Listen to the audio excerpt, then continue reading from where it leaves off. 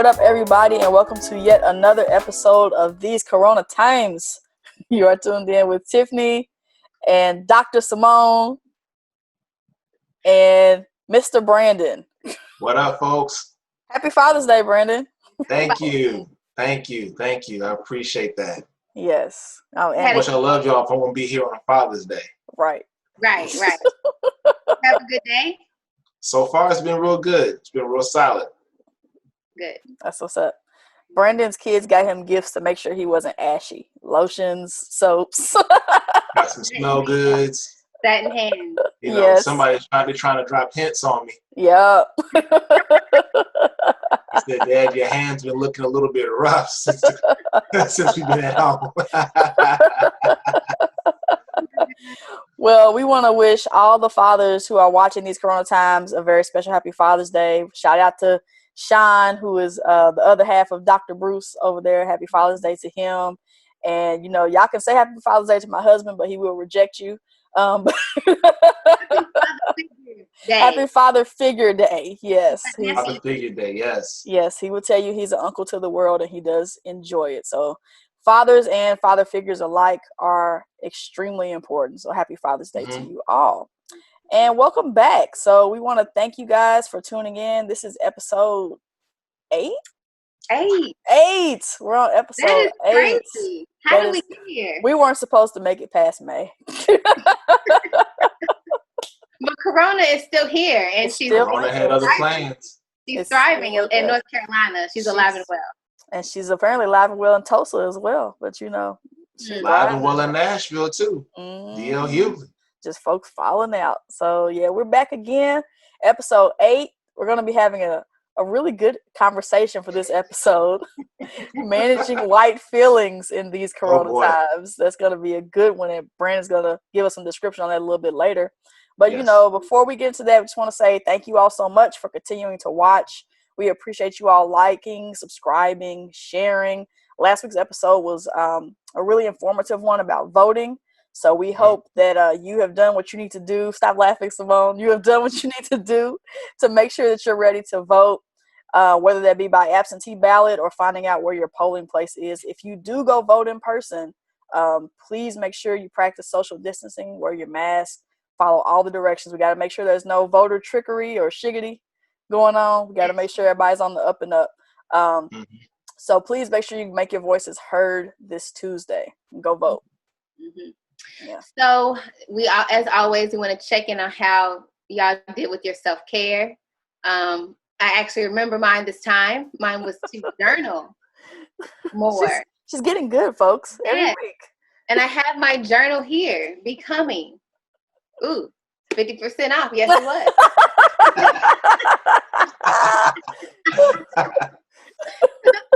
Michelle Obama. So I journaled about 3 days.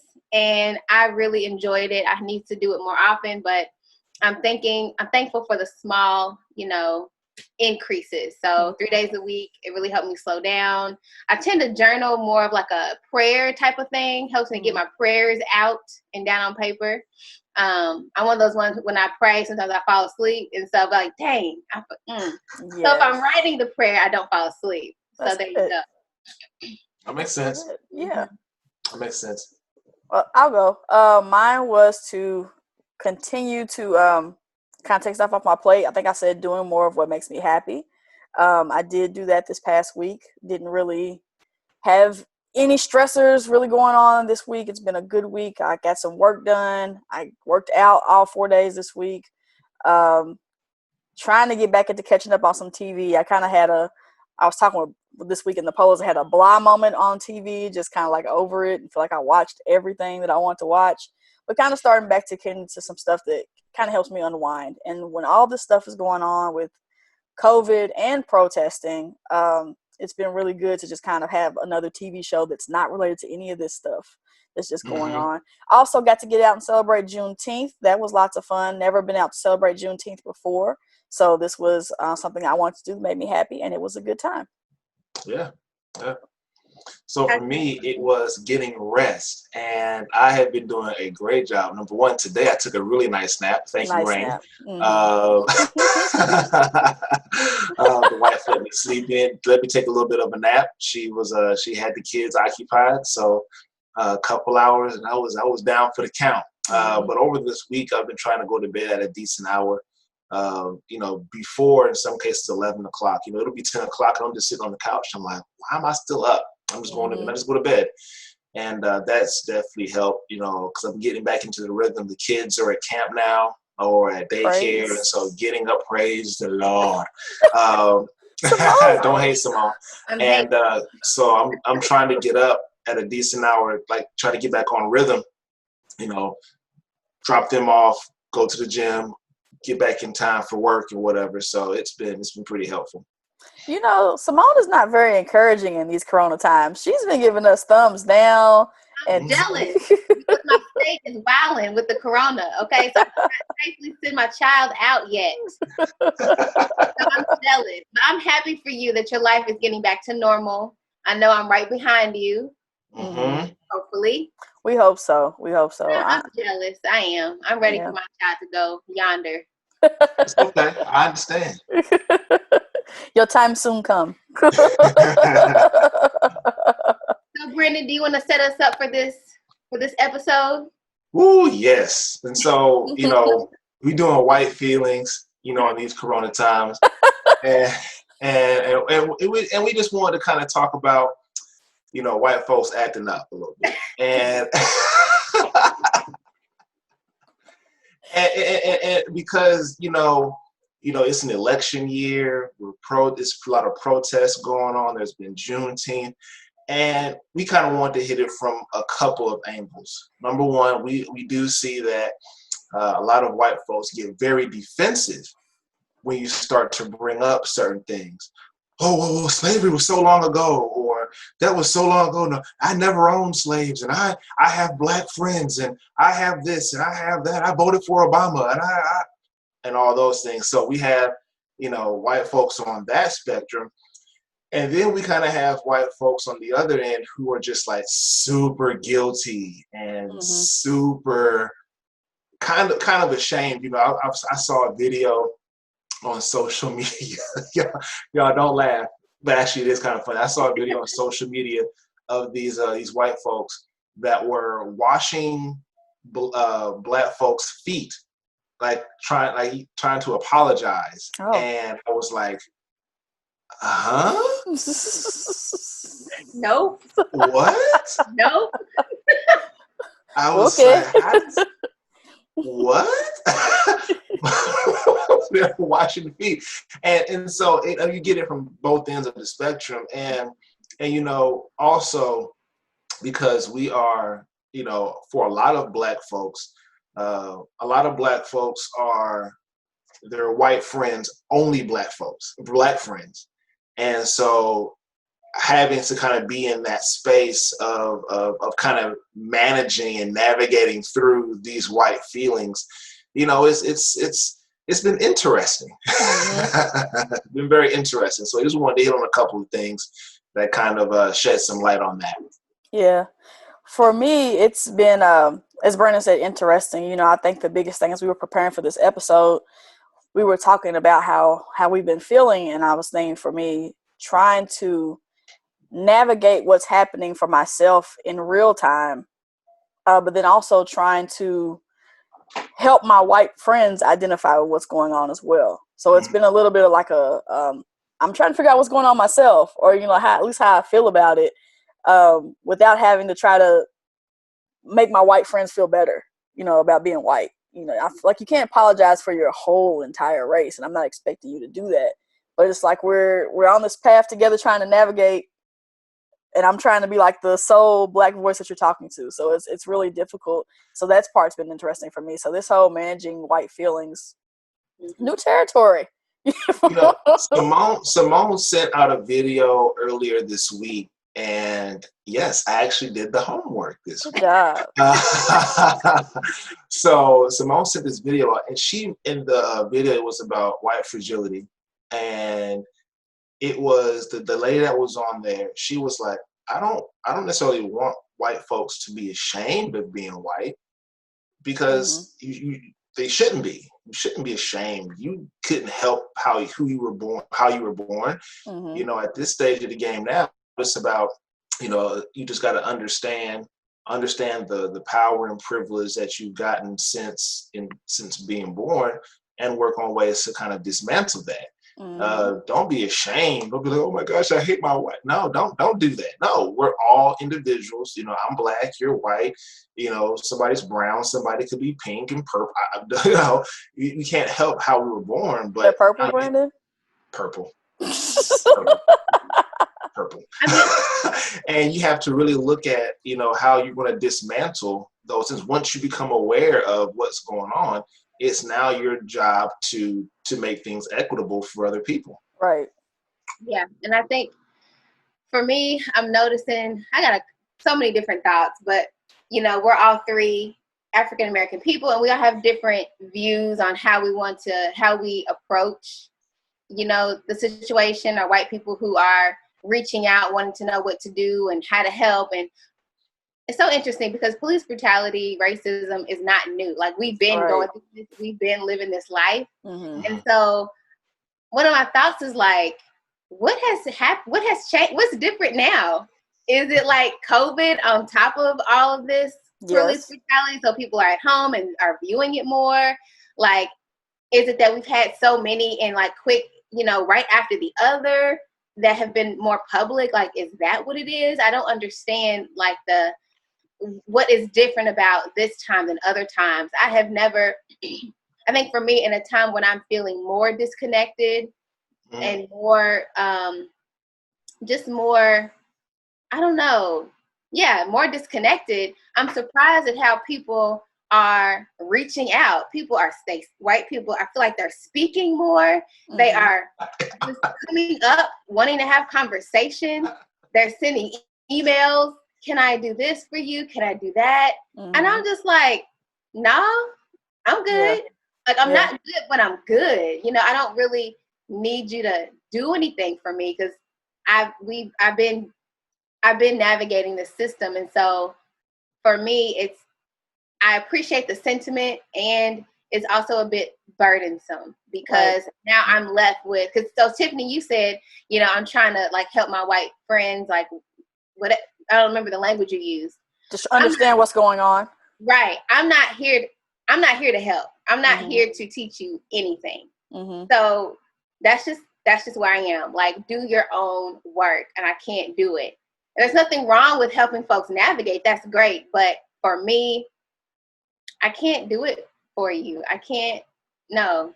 No. It's because it becomes more of a stressor on you. And again, that's, if we want to really get down to it, having those feelings is yet just another privilege, because at the end of the day, we got to do two things. We have to navigate this world as being Black folks, and then we have to make you feel good about the things that you're doing. And it's like, guys, I don't have the mental capacity to do this. To do both things at once.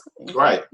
Can't do it. Even as simple as, and this is something that I've gotten better with, is when we're having conversations about race, and you can feel the tension rising, and you feel that tendency to like, oh, I know it's not you. I know you're not doing that. Yeah, like that. Or if they start crying, I try to console. I just stay quiet. I think you gotta let people feel their feelings now. Simone, you mentioned like what has changed, what is different. I think I will say this time and time again. I think Corona is the worst thing that could happen to the country. Man, yeah. And I really think had this stuff happened, and case in point, we think about where we are with protesting and why we're protesting. This incident with Breonna Taylor, which is a big incident here in Louisville, happened in late February, early March? Something like that, yeah. Had there not been Corona, I don't think it would have even came up, because I think that's how I initially saw it, was that the lawyer for her boyfriend was asking if he could be taken out of jail because he wasn't a violent criminal. Corona was coming up. He respiring back in self-defense. That's initially how this case came to my attention. Mm-hmm. So I almost feel like had this not come about, you wouldn't have the country's full attention like you have right now. Right. And I think just the whole, I said it in another episode we had a few weeks ago, it's like we go through this a lot. Something happens, we protest, a few days go by, it's over with. And I think it's just because life has to continue. We have to go back to work, go back to school, all this stuff. With Corona, you've got people literally camping out in the protest area. They're not going home. They're staying. And I think it's just you have the whole country's attention right now. Yeah. And then on top of that, you've got your president who's saying stuff. You've got monuments and statues that represent Confederacy and slavery that people are demanding to be taken down. I think people have it's like they've had enough, but then also they've been stuck inside too long. And people just want to see a change come about, because all this stuff happening right now, like people getting upset about Aunt Jemima being on the syrup bottle. Aunt Jemima been on the syrup bottle for how many years? I mean, the NFL saying we were wrong about Colin Kaepernick. Like, where the heck did this come from? Where was y'all at? Going back to that, and I'm glad you brought that up, Simone. And I had a conversation with my buddies about this. You know, my real close knit friends, and we were mentioning how we're torn about sports coming back. Yeah. And the reason why we're torn, on one hand, having the NBA come back, and we weren't really watching NFL because of how they did Colin Kaepernick. So, but just having the NFL come back and maybe college sports coming back and this, that, and the other, we would welcome that kind of a distraction. Mm-hmm. But at the same time, with no sports, with no entertainment, everything has really been at a standstill. And it goes back to your point, Till. That Corona has been like the best, worst thing, because folks got time today. Yeah. And folks got time to protest, because guess what? I'm not going to work tomorrow. Mm-hmm. Or I got a more flexible work schedule now, so I can get up a little bit later, so I can protest later. Mm-hmm. Or, this is going on, or that's going on. And you got folks that, here in Louisville who are walking, 5, 10, 15 miles a day protesting, because we have a little bit more time and we have an opportunity to funnel those energies a little bit better, or more energies into this movement. I drove by Injustice Square, formerly Jefferson Square, 6th and Jefferson, downtown Louisville, and like Tiff said, there were tents there. Yeah. People are ain't going nowhere. They're not going nowhere, and we have seen, we're not going to get into the protest and all the stuff that's been going on as far as the looting and the rioting. Notice I put those in quotations. But we've seen a whole lot of things that have happened in the last couple of weeks. We got Breonna's law that was passed. We've had all these statues that have been dropped down. One of the officers was arrested. Not arrested, fired, excuse me. Fired. One of the officers was fired. We've seen companies, and I think we're going to get into this a little. I may be jumping ahead, but we've seen companies celebrate Juneteenth. We've just seen a whole lot that has happened in like a month. Can we talk about who said we're going to have Nancy and other folks kneeling with the kente clock? Who? When I saw that, y'all, I was like, I was cracking up. I just need to know which black friend told them that was okay. The Congressional Black Caucus gave it to them. That's the funny thing about it. That wasn't. I appreciate your attempt. That's the thing. I appreciate the sentiment, but you ain't got to do that. Yeah, we can't take long. That's the whole point. And if we could go back and say, this is me, like, going in, I guess, trying to be, provide some type of help, just to define terms. So we've been talking about a lot of different things. So white guilt, we talked about that. Mm-hmm. And I know people have heard of this before, but it just refers to an individual or a collective feeling of remorse or guilt felt by some white people for how racism has impacted companies of color. And I think sometimes communities of color, not companies, communities of color. And I think with that, you often will see some of these overcorrections Mm-hmm. that people do. Yeah. But often it can feel really patronizing for people of color. And oftentimes there might be like this white saviorism complex kind of thing going on where, you know, I have to deny my whiteness to help you. And really it doesn't remove racism. It really just perpetuates it. It doesn't really do anything. And like Brandon was saying earlier, it's really about, you know, you can love your white identity and still be in favor of equality and diversity, you know. So feeling guilty is not, it doesn't further the movement in any way. Right. And you know what's crazy, and you know, Tim, I think I just cut you off. I wasn't saying nothing. You good. But when, you know, a lot of these changes, you know, again, there have been a couple of things that have happened. Breonna's law, as far as the no more, no not warrants here in Louisville. Also, Confederate statues being taken down, and there's I think the House Democrats have proposed a police reform bill. So I'm not saying nothing has happened, but for me, I'm pretty cynical when it comes to a lot of things. And a lot of things that have happened seem to be like super superficial. And not really doing anything to change anything. And it's like, okay, you gave your employees Juneteenth off. I mean, all right. Okay. Like that's nice. It's almost like people are looking at other folks, other companies, like, oh, they did it. I need to go ahead and do it too. Yeah. I'm gonna look like racist, you know? And it's like, is this really heartfelt, or is this just you trying to keep up appearances? Or keep your customers. Like, you know, your customers. Yep. I heard there was a big commotion with Starbucks not letting their baristas wear anything that said Black Lives Matter, like any pins or buttons or anything. And then they, like, a weekend changed their tune. So now you can. But is that genuine? Is that because you really feel convicted that you feel like Black Lives Matter? Or is it because you were starting to see your company, you know, in an unfavorable light and you don't want your profits to go down? Like, that's the same way I feel about the changing of the products, like the Aunt Jemima products or the Uncle Ben's rice or whatever. Or even with the NFL, it's like, so now you want to say something? And is that because you feel like you're late to the game, or, you know, do you actually really feel this way?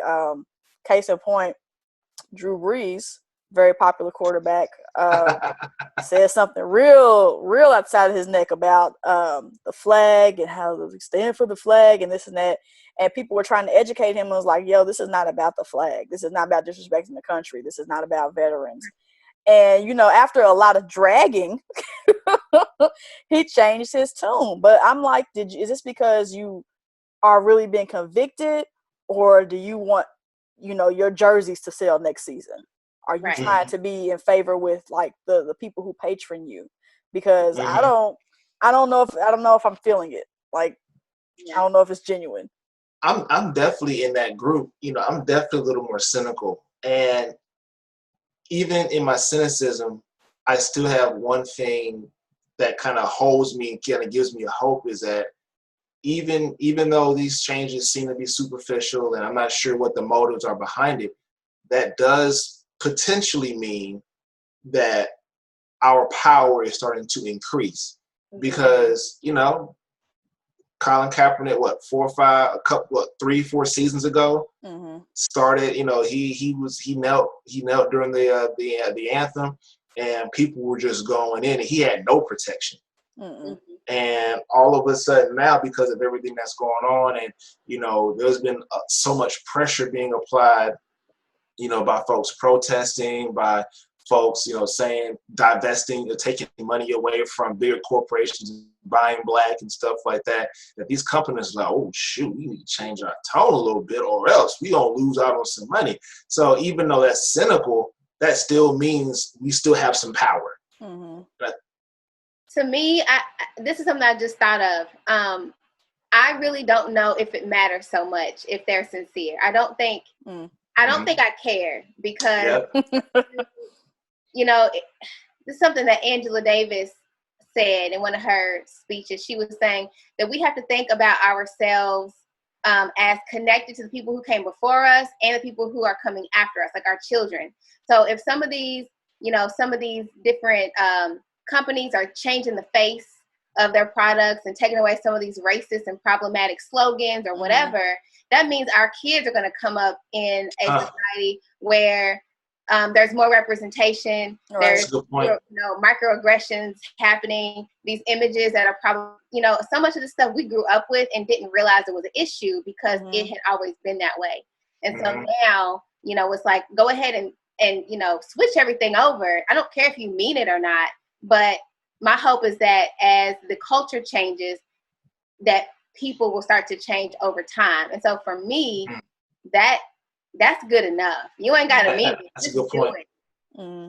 Because that's a very good point. I want our kids to come up in a different time and just not be riddled with the same stuff that we are, and that our parents and grandparents had to come up with. So, yeah. No, I definitely understand that. That's a really good point. And I didn't.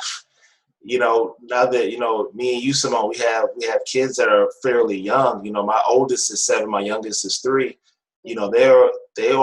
They may potentially grow up and have a Juneteenth be a national holiday. They may be off of school for that. Which would be lovely. And, they may have, Juneteenth curriculum. They may have a Juneteenth day at school. That's a really good point. That's a really good point. Kids start to understand or see racial differences around age 3 or so. So this is like the perfect time for all this in terms of our kids, for things to be changing the way that they are. But I think so we talked about white guilt and how that's not helpful. On the other side of that, I just unfriended my oldest friend, okay? Not my best friend, my oldest friend, because of some All Lives Matter-ish, okay? So, no, it's like, I said ish. We heard. I said ish. But, because you also have white fragility, right? Which refers to this, it's like this state of when it's like anytime you talk about race, there's any kind of stress that comes, it's just intolerable to talk about race, especially when somebody's asking you to acknowledge your own racist behavior or microaggressive behavior. It makes it hard for white people to engage in those conversations because you're asking for them to look at themselves or to acknowledge something. And so I've had to unfriend some folks over some stuff like that. So you've got both ends. Both are terrible. But for me, I think this one makes me the most angry, the white fragility.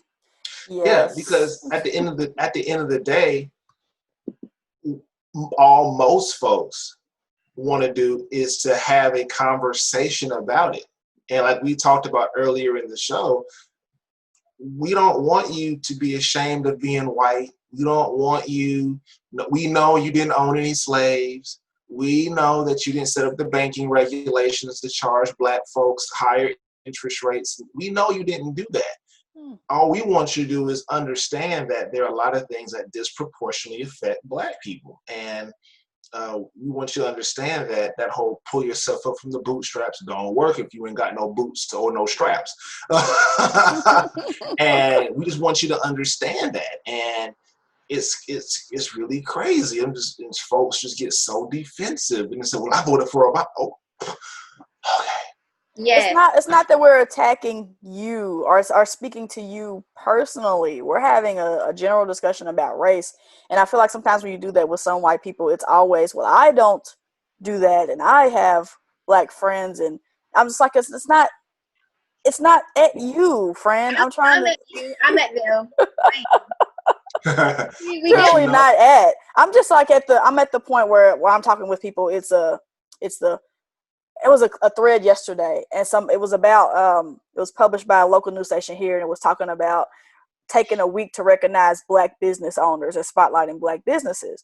And somebody who I did not know, so it could be a perfectly fine white lady, said, "Why don't we celebrate all small businesses because all small businesses matter?" And I was just like, lady. We're not we it's not like, okay, Louisville's a big small business town at that. We have a whole strip almost dedicated to small businesses. We have Small Business Saturday. The thing is, even the smallest white business is probably more profitable than some of the black businesses out there. And given all that's going on, why not spotlight black businesses during this time who don't get, like as Brandon said, we don't get as much help or assistance as some other places do. It's not that I'm coming for you personally and attacking you personally. That's not even an attack. It's a discussion. I just need y'all to put y'all's white ego to the side for like 30 seconds and see that this is a larger problem. Yeah. Go ahead, Simone. No, I was just saying, I was agreeing. Go ahead, Brandon. So, but it goes to another form of privilege that they have that we don't. Mm-hmm. It goes to when we step outside the door every morning, or, well, not now because we ain't going nowhere, but when we step outside and go to work every morning, we always think about how we, or how us as individual black folks represent all black folks. Mm-hmm. And how, oh my gosh, I gotta have my hair looking right. I can't have them thinking that black folks don't have their hair on, man. I gotta be on time. I can't have them thinking black folks is late. And so we always think of ourselves in that collective way. And for a lot of it, because that's media driven, right? That's a lot of stuff that goes on with the media. You know, we always talk about, well, all blacks are blah, blah, this, and they're on welfare, blah, blah, blah. And white folks have the privilege of individualism. Mm-hmm. And they are individuals. And so when you start talking to them in group language, they all of a sudden it's like, no, because me. Mm-hmm. I don't do that. You start getting these comments like, well, I don't see color. Which we're going to definitely have to talk about some of the things that they say. We have to definitely talk about that. What'd you say? So we're going to definitely have to name off some of the things that they say. I'm ready. Y'all ready? Are you guys? Let me get my pen and paper. Color ideology has got to go. I don't see color. If you don't see my blackness, then you don't see me. That's disrespectful. I come with a whole host of stuff. Yeah. And if you don't see me, if you don't see my color, then you're not then it's like you're erasing my history. I don't need you to not see my color. I need you to respected and acknowledge what whiteness, like how it has the ability to suck the life out of the room. Like I need you to be aware of that. Mm-hmm. Or like when people are being, fragile, proximity to blackness myth. I have black friends. Mm-hmm. What does that mean? I can't be racist. I've got black friends, or I've got black children in my family. Listen, I was reading something and it was like, do you really have black friends, or do you have black associates that just put up with you? Yes, you think we friends and we not. Mm-hmm. Mm-hmm. I got black friends. I voted for Obama. I got black friends. I go to a multicultural church. Mm-hmm. I like different types of food. I love hip hop. Didn't Amy Cooper, didn't she vote for Obama? The woman who called on the Black Bird Watcher, Amy Cooper? Probably. I think she was she's a Democrat and real liberal, and she straight up called, there is a black man attacking me.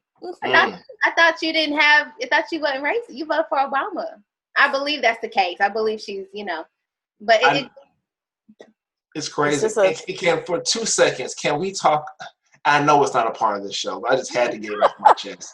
I have to get it off my chest. It's these Corona times, Brandon. It's whatever you want to talk about. Whatever I want. Okay.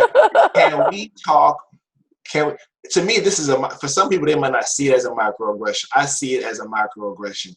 Can we talk about how white folks change how they talk when they see black people, when black folks are around them? Oh my gosh.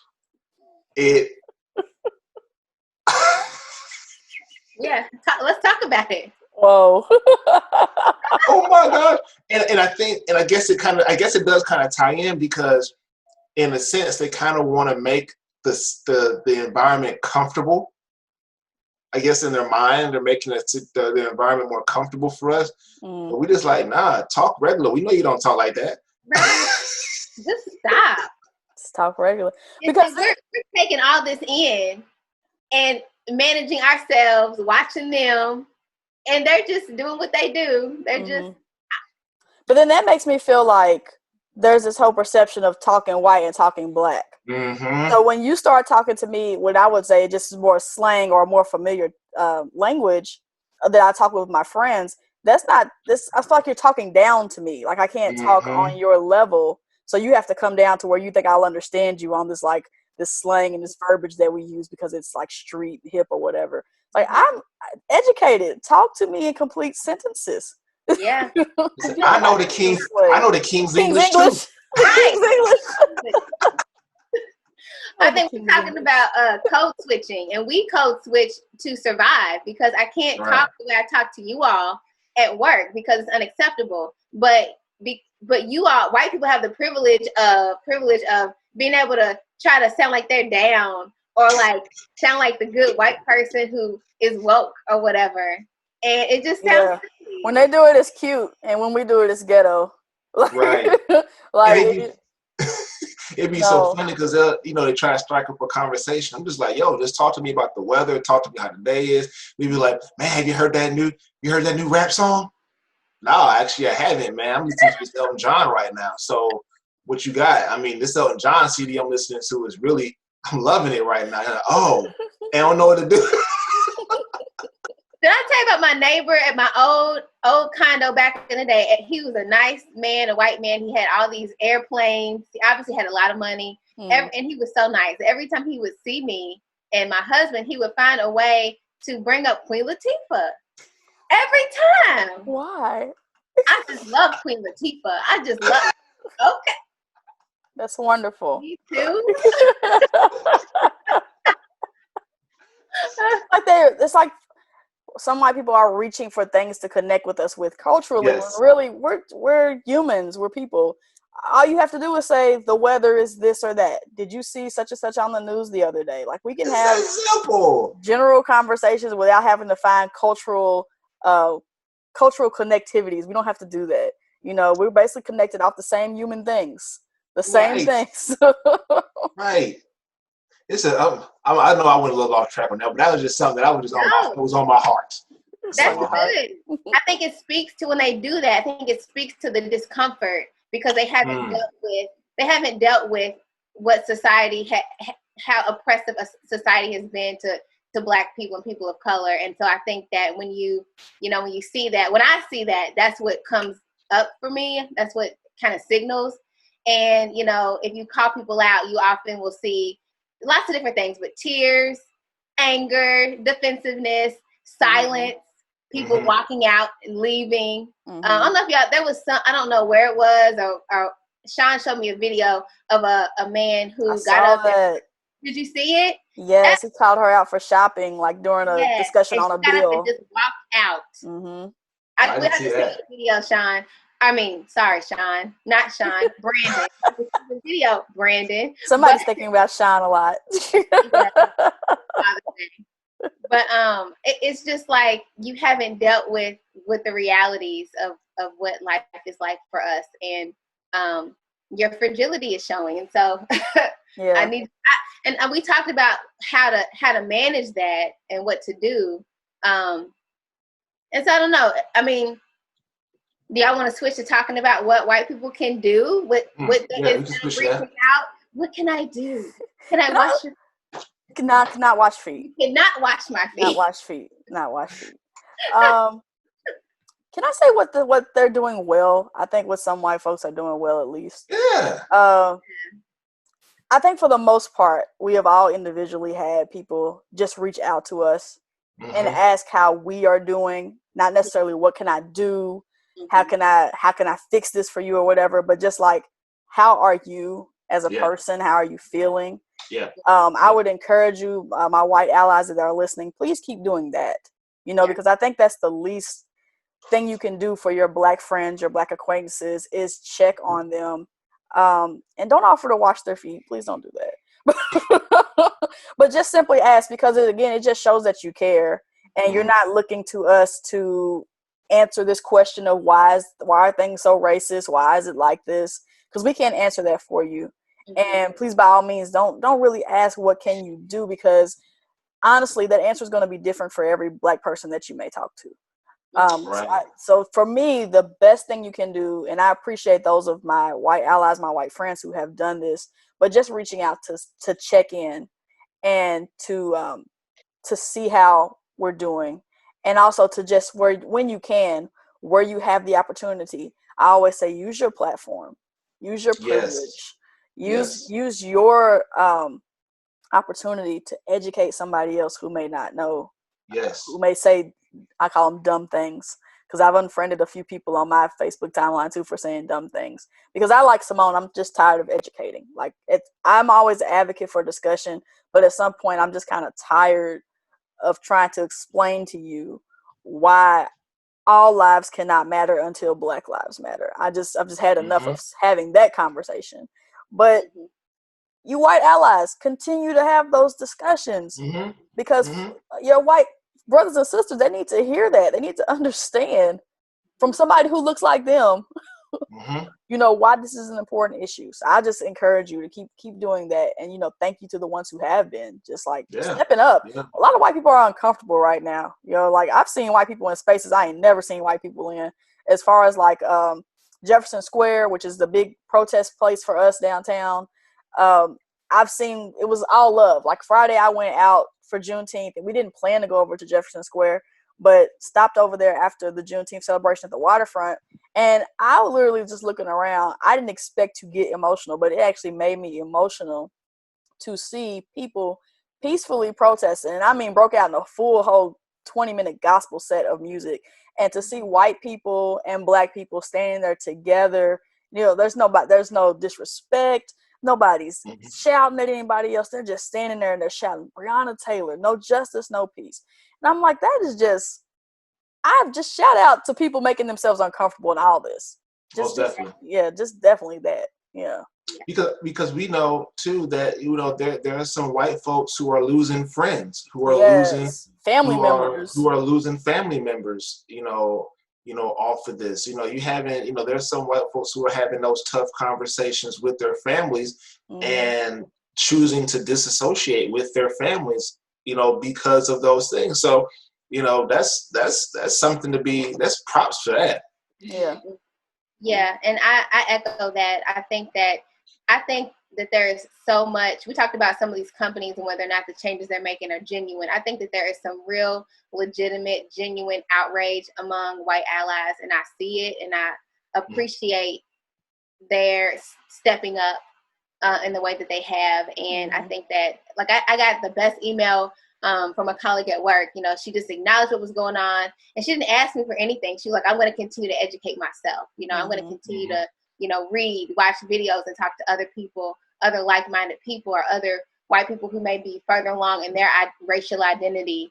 And so I really, appreciate that. Like I said earlier, we don't want people to not to hate themselves or feel guilty about who they are, because we're trying to learn to love who we are as Black people. We've been miseducated and oppressed. We're getting to a place where we love ourselves and each other, and we want that for other people. And I think for me as a Christian, that also aligns with my Christian identity as well. Yes. And so you can be white and still be invested in diversity and, equality. So again, like educating yourself, we talked about implicit bias testing, like they have that online. Like you can do that. You can read. There's a lot of anti-racist not workbooks, but probably. Probably. You never know. There's rallies, meetings, using your, like you said, using your platform, putting your money where your mouth is, and just calling folks out. That's a big thing. So, if you look at it, if you look at a lot of things that go on, and not to hijack the combo, but financially, that's a really big deal. So if you look at socioeconomics, where do Black people tend to fall, right? We tend to fall towards the bottom. So we are trying to, we all got, Black folks got bills, Black folks got stuff we got to pay for, and we know that we're getting paid less. We know that we're not getting nearly as much help as our white counterparts are. So having to fund all of this from just us, that tends to be very unfair. So we need white folks to put that money up. And it was really crazy. There was so much. I'm not sure if you all remember this. There is an activist here in Louisville by the name of Chanel Helm. Mm-hmm. She did like a what white folks can kind of do. Yeah. And people got so pissed off about it because a lot of things that she was talking about was economic, financial. She was like, she was talking about like, oh no, don't leave your house to your racist family members. Donate, when you pass on, donate that to a Black organization. Give your car to a Black organization, fund Black organizations. And a lot of people were really upset about that. And for me, it was like, that doesn't make sense to y'all. Like NPR actually do that all the time. Like, exactly. Yeah. So we are going to post a couple of slides just to kind of give a visual to some of the stuff we talked about. But also, most importantly, there's a resources link. There's so many resources, but there's one in particular by robindiangelo.com. And this is a white professional. I don't know her degree or whatever, but she's talking about critical race and social justice education. So it's a wonderful website for white folks or anybody really to go. And there's so many different things, different readings, different podcasts, educational resources for parents, teachers. And then there's two other articles that we're going to post, two other resources. One's an article about like when you're reaching out to Black people or people of color in general, like be mindful, of how you do that. And just think about like what's going on for you when you reach out. So we're going to post those. I think it's important to give people a place to go if they do. Yes. As a librarian, I feel like I should mention that there's a book called White Fragility that you should read. But also, just to piggyback off what Simone is saying, I know a lot of us are, in the space where we're working from home. Our companies may be heavily involved in emailing us. I know a lot of companies are trying to commit to more diversity and inclusion. There are probably more trainings about this now that are coming out that you can attend. I know my organization offers implicit bias training. Get in touch with your HR department or your diversity office and find out what trainings can be done. Invite speakers to come in. If you're in a position of leadership, have a diversity day at your office if you don't feel like enough is being done. There's things that you can do within your own space to try to move this along. I know that specifically in my organization, we are purchasing anti-racist resources like different books we can read, especially in healthcare, because that's one area that race is a big deal. Some people don't want to be treated by Black doctors, even if they are educated. They don't feel as though they're worthy enough. And then you have a lot of issues with Black doctors not feeling as though they have the same abilities as others they may be more educated and more time in their profession. So there's a lot to this racial spectrum. It goes a long way. So tap into those resources that you have available to you. And again, if your company or organization is offering diversity and inclusion trainings, that's the best way because it's free. You don't have to go out and look for it. Those things are offered right there for you. And keep an open mind. Yeah. You may, even if you feel that you are an ally and that you know a lot and you're down, the latest rap song, you go, how to do all the dances and everything like that. Keep an open mind and learn something and attempt to learn, because you might find out something that you may find out that you're like, oh man, I've been doing this and this was offensive. Absolutely. That was rude. So I think, something that as we're coming to the close here, we got to acknowledge again, Black fathers and debunking the myths about Black fathers. So my forever pastor, Pastor Kennedy Luckett, he was on the Zoom the other day doing his, sermon, and he talked about some stats that the CDC, the Center for Disease Control, came out with in 2018. And they found that in general, American dads are more involved with children than in years past. The results of studies found that Black dads are the most involved in their children's lives, no matter if they live with their children or not.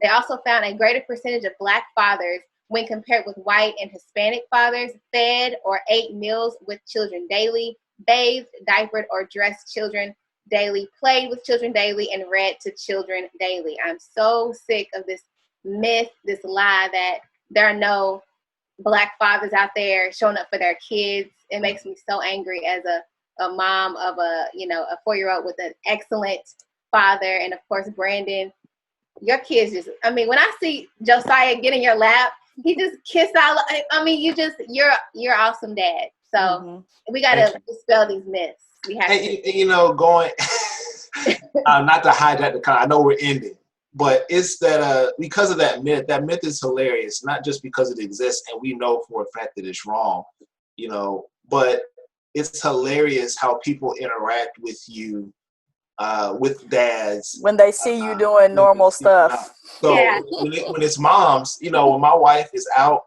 and she's with the kids, don't nobody come up to her and be like, oh my gosh, you're just a great mom. They'll come up to her and say, oh my gosh, your kids are so cute. Oh my gosh. They'll say something more about the kids. But they'll never come up to my wife and be like, or at least she's never told me that, people go up to her and say, oh my gosh, you're such an amazing mom, blah, blah, blah, blah, blah. All I got to do. Just give them ice cream. All I got to do is go to the park.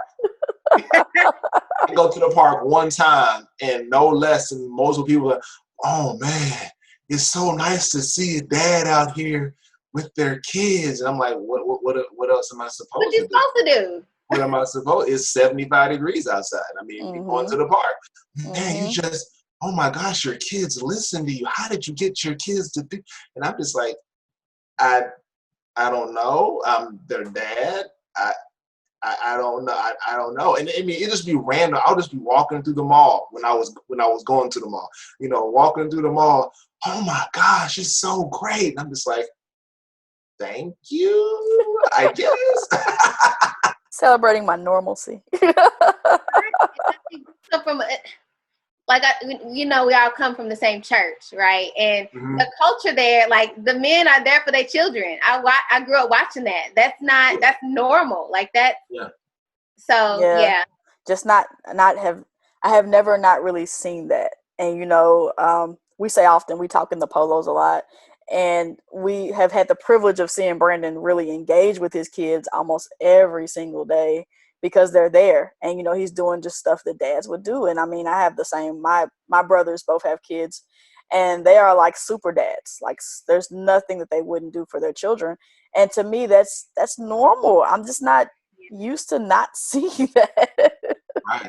Right. It's like, can Daddy come sleep with me tonight? He's like, Mommy, you can have him when I'm done, but I want him to be my bedroom buddy. Yeah, that's a good point, because I said even dads who are not with the mother of their children, we still have seen that they have been still at the center of the kids' development and whatnot. So we just grew up seeing that, and it was just like normal. Like, for me, if I didn't do those things, I feel like I'll be looked down upon by the men that I know, the grandparents, like my dad, some older dads, and then my boys would be like, "B, you not doing that? Like, what are you doing?" Like, we have to. If Sean were to find out that I wasn't doing something for my kids, Sean would be like, "Yo, B, we gotta have a conversation when I come in town." We have to keep busting that myth, though, and for me, I really appreciate seeing advertisements that feature Black fathers, because you don't really see that a lot. So I'm always happy when I see like commercials with dads changing the baby's diaper and taking the kid out because we don't normalize it enough. Because the myth of us, especially among Black people, is they come from a broken home, their father's not around. That's typically what most people who are not Black think about us and our fathers. I see that a ton. I remember seeing a local kid was killed here over the summer last year, and I think he was just like sitting on the porch and ended up getting shot by a stray bullet. And sometimes the comments in this stuff is just ridiculous. Don't read the comments. I get sucked in all the time. But there were an overwhelming number of people saying, well, where was his father? If his father had been you don't know this kid's life. Like, you don't know if his father's in his life or not, but there's always this assumption that whenever there's a problem with Black people, it's because their fathers weren't around. Their fathers aren't in a home. They have a broken home. And I'm just so tired of that story. We need to change that story. Yeah. We could do a whole other episode on you know, the orchestrated efforts to keep the fathers away. Whoa. You know, I mean, you know, that's another topic for another day. Another episode for a different day. We won't go there. But I'm just saying, well, the moral of the story is the fathers, the Black fathers, y'all matter, and y'all are out here killing it. Yeah. Wow. Keep doing it. It's rough for me to compliment Brandon, but you know, he's a good cat.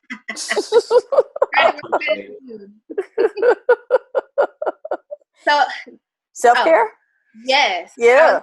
It's been an awesome conversation, and also we have to take care of ourselves because we're still dealing with Corona and just being Black out here. So what are y'all gonna do to take care of yourselves in the week ahead?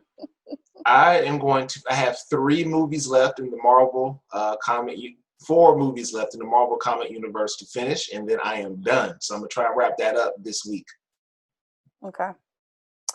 I'm going to try to create some more boundaries around my work time. It was really bad last week, and I was still doing stuff after 7, way after 11 one night. So like I gotta stop that.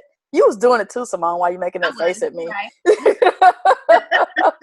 It's just gotten so, you know, it was fine for a while, like the boundaries, but now it's just gotten so easy. Sitting right here next to my computer, pull it out, answer some emails. It turns into a whole hour of typing something. So just again, try to put those boundaries back in place about work time is work time and home time is home time. We are about to go back into our building soon, so I'm hoping that I'll be able to, you know, get back in the swing of things. Okay. And my self-care is going to be to continue journaling and to try to be more consistent with that. I was happy with 3 days, so maybe I'll do 3 again. I'm not going to make it into a stringent thing, but I definitely want to continue to do that because it really, really helped me. So, okay. I'll do. Yeah. Very good, folks. Well, until next time, stay safe in these Corona times. We continue to remain yours. Oh, remain yours. We remain yours. Bye, everybody.